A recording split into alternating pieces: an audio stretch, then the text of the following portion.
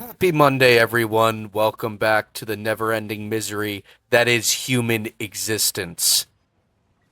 I'm just kidding. That's not actually how it is. I wanted to bring this to your guys' attention. If you haven't seen on Twitter and across the internet today, the Nelk Boys had Benjamin Netanyahu on their podcast. Now, I watched the full interview with Netanyahu, and I wanted to give some of my thoughts. Um, Now, if you guys aren't up to date, this happened today, and they uploaded the podcast on Full Send, their podcast network. I watched the interview, and they do ask some interesting question, but unfortunately, there's just really no other way to say this nicely. They are really just fucking retarded when it comes to interviewing anyone of importance and anyone that's not just an internet personality. They back down from the questions too quickly. They don't sound super professional, which is fine when you're interviewing someone like fucking Jake Paul or Rice Gum. But when it comes to a literal war criminal, you should probably try and clean up your vernacular at least a little bit. Asking if him and Trump have a man crush. I mean, is that really what we really need to know right now? Is that what the Palestinians and the American public need to know right now, whether Trump and Benjamin Netanyahu have a man crush or whether he likes McDonald's or Burger King better? That's just me rambling for a second. Also on a side note, I'll roll the clip, but there's just something so weird and dystopian about a gambling ad playing right before a podcast directed towards young people, starring a literal fucking war criminal. I'll just roll that clip. The more your pick's gonna multiply. Also, we got you guys on a sweet deal. If you guys use code NELK and you put in just $5, you're gonna get $50 for free with that code NELK. So take advantage of that deal if you're a first-time user. Shout out to Prize Picks, the best app to fire on sports in the game. Use code NELK, take advantage of that deal. Let's get into this podcast. Yeah, I mean, that's just extremely unsettling. I mean, what are we actually doing here? That is like unbelievably dystopian. It kind of just makes me want to die. But the interview starts off with them kind of explaining how they're really out of their depth here. They don't know how they got here, which everyone is screaming in the comments and everyone is screaming on the internet. I'll just roll it real quick. This is fucking nuts. This dude. is so crazy. We are so not qualified to do this. No. That's what's interesting about this. We're just not.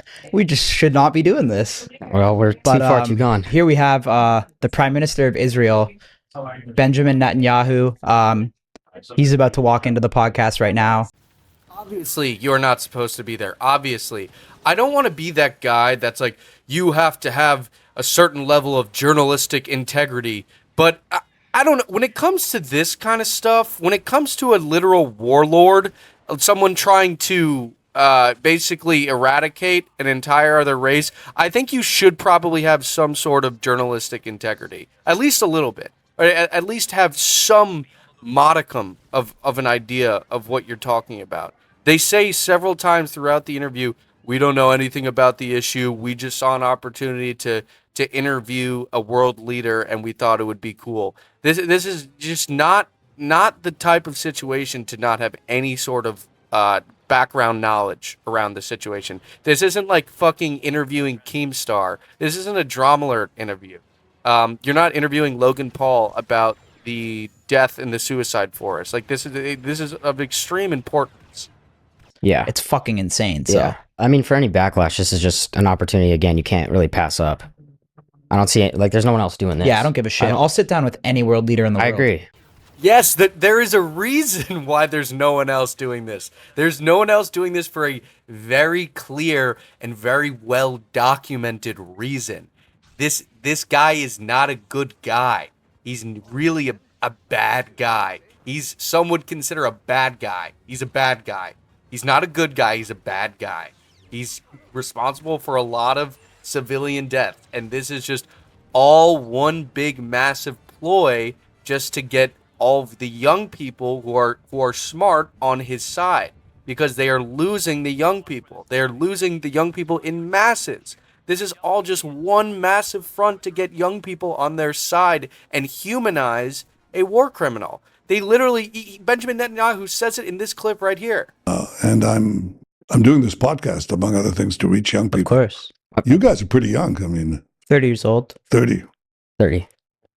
That's young. Yeah. My brother. You should start thinking about changing your persona and not being, you're 30 years old. It's time to stop being a frat boy, or at least having the frat boy persona. Please, I'm begging you, please stop. For the love of God, stop being frat boys. I thought they were like 26 or something, to be quite honest. Like, you're 30 years old and this is still your persona. And oh my God, please stop. But I mean, that's besides the point. Now, I don't want to shit on the Nelk Boys the entire video, because I genuinely do believe, as many people might disagree, that these idiots are good people that are just trying to, maybe up their game or get, more journalistic recognition. But like I said before, you just can't do that if you don't have, like, at least a little bit of an understanding of the issue. I don't think that they're evil necessarily, but they are most definitely a useful idiot for the Trump administration and, all the evil that goes along with it. I don't think that they are bad people. I think that they really thought that they were doing something different and amazing, but this is just a clear example of how this is a horrible fucking idea. It was just a terrible idea. But believe it or not, Steiny and whatever the fuck the other guy's name is, I'm blanking out. I don't know. They actually ask some pretty good questions, but they just don't press on it. I'll roll a few of them. They're actually very good questions to someone like him, but of course they have a pre-planned response. Benjamin Netanyahu has a pre-planned response, but I'll just roll it. They're actually very thoughtful and actually pretty good questions. I'm not gonna lie. How do you respond to, like, I'd say there's a lot of American support from the females, from the gays towards Palestine. So how does that make any sense? Based That's, off- gays for Gaza is like chickens for KFC. Now, you may think that this is like an own of some sort. I mean, I'm not going to sit here and debate, Israel-Palestine. I'm more so focused on the interview itself. But, I mean, this is like, I don't support the Iranian regime. I don't support the Israeli regime. I don't support the Palestinian regime. But I don't think that anyone is for the killing of innocent people and children and babies. I don't think, they may not like my politics, but I can still not be happy with scores of them dying. But I mean, that's just besides the point. I mean, here's another pretty interesting question that of course, is weaseled around, but I thought that this was actually a good question just to hear his pre-planned response.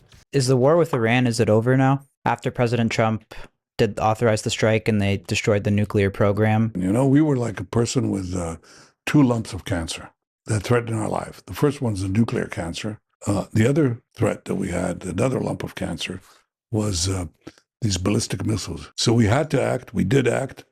And just with incredibly brave soldiers. But is there a chance of peace with this current regime?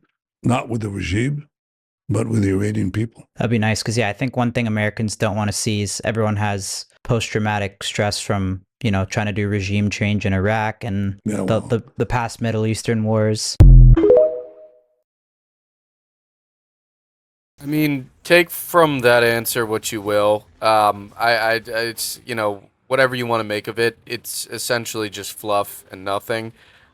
He doesn't say that the war is over, which I find very funny. But what I do find very funny is the amount of comments under this video that are just ripping Nelk to shreds. They're ripping them to shreds. And it's not really a surprise. They've never... I mean, they did the Trump interview, but so was every single comedy, quote-unquote, comedy podcast during the election cycle. They're just absolutely tearing them to shreds, like saying they're unsubscribing, what happened to Nelk. This is terrible, which is actually very heartwarming knowing that people see through this farce and see through how bad of a look that this is. It's actually a very good thing, and I'm very happy about it. But I mean, yeah, that's kind of where I wanted to end it today. I mean, this is just the biggest goat fuck ever. I don't know who on earth thought that this was a good idea for Nelk to put this out to their fans. Um, I'm sure Steiny and whatever his name is, I'm forgetting his name. I don't know. I'm not looking it up. I don't care. I won't be looking it up. I'm sure they're nice people. But it's just it's really just not a good look, and not understanding what's going on and interviewing someone like that is really just a stupid fucking thing to do. I'm sorry this video wasn't very funny or wasn't very lighthearted, and more so just kind of ripping these guys. But obviously there'll be more funny stuff this week, and I look forward to putting it out there. If you like this, subscribe, like the video, hit the bell. I don't really, I don't know, whatever. I don't really care. But if you could subscribe, that would be dope. Share it, whatever.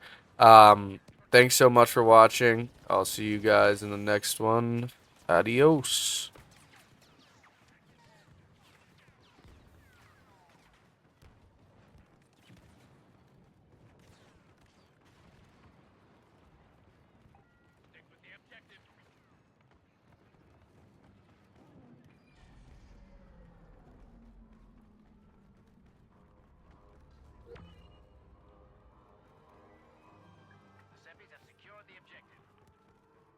Retreat, brothers. Rally around the last objective. We still have a chance at